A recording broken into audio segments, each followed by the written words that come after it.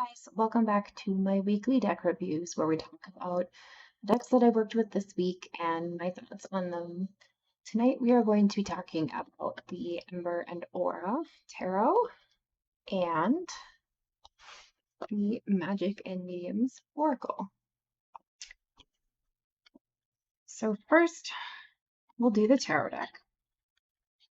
And I really want to say that this deck honestly really surprised me. This is the newest deck that I have in my collection, and I actually bought it secondhand from our wonderful Samantha Menzo, who is here on YouTube.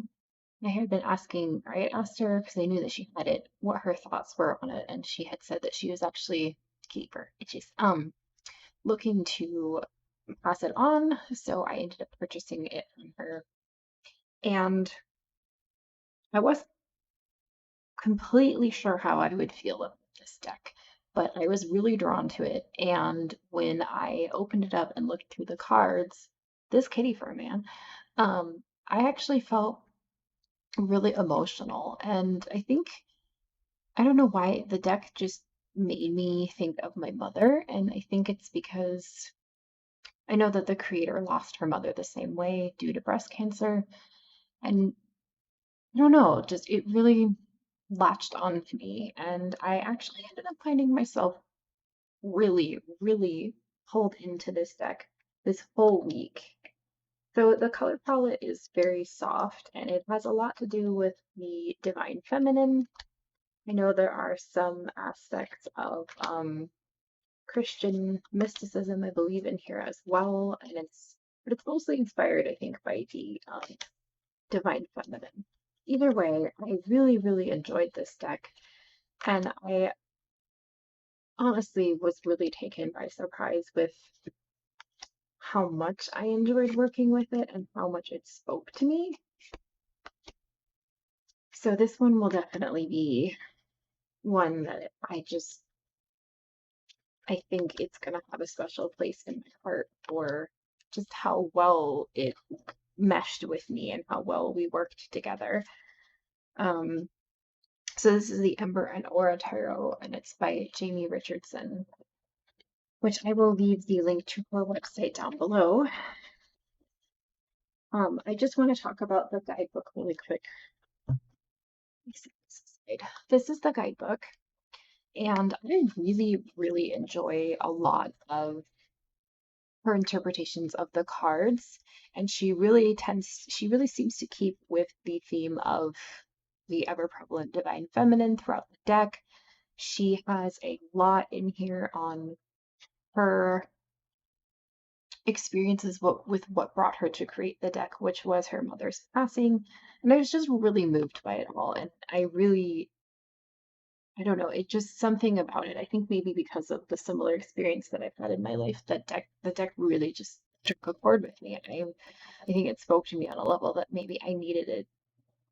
I needed to be spoken. It's hard to describe, honestly, but I hope I'm making sense. The Oracle deck I worked with this week, as I said, is the Magick and Mediums Oracle. This is by byAnielle Reid, who does a podcast called the Magick and Mediums Podcast.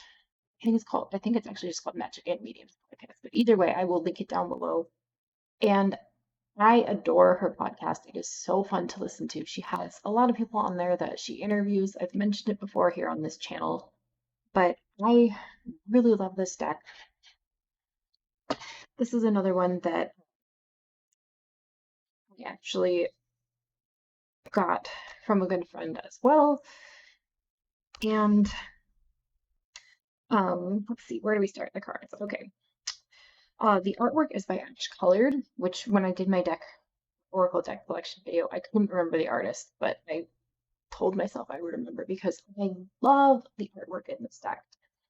It is so beautiful, and it's all based on magic,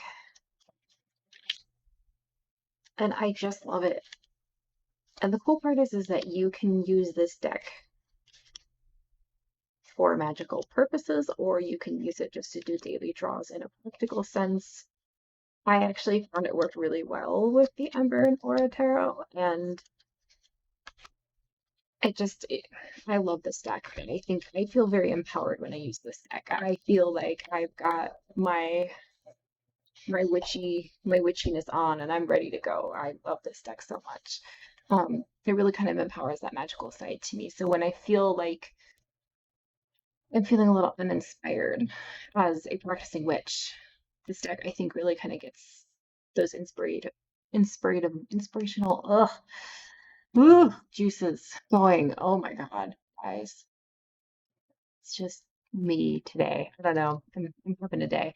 Anyway, the guidebook is really fantastic as well. There's a lot in here for this little book. And the greatest part about this is that she has a quote for each of the cards, and then she kind of goes into um, the meaning behind the card, kind of defining, for instance, let's say she's talking about conjure. She goes on, she goes in kind of talking about what it is to conjure something. And then she actually usually gives you an activity to carry out what this card is. So, per se, an activity for conjuring. And then it goes into the card meanings, which has the keywords for the upright and reversed positions. And then there is a blockage position and just a general divination position if you're just kind of using it for, say, like daily draws.